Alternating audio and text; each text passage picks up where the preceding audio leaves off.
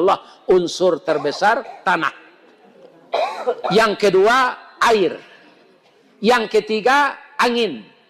Yang keempat api. Api ko pembela diri ko Pak, supaya orang jam berselantih hangan kau Pak. Yang menjadikan kita sabar adalah air. Itu mengko banyak awak minum air supaya jangan parabo. Ya kalau makan nasi banyak taruh darah tinggi Pak. Yang kedua kalau air ko banyak diminum matai mek bareh Pak. Ambo orang nan lari karimbo dulu bercerita. Tahun sampai 9, sampai 8 kan masuk Belanda balik. Awalnya lah orang gaik-gaik ko.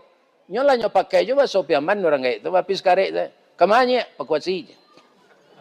Masuk pakuasi. Nyo evakuasi itu. Lah jadi bahasa Minang itu. Masuk pakuasi. Air saya minumnya. Dah ada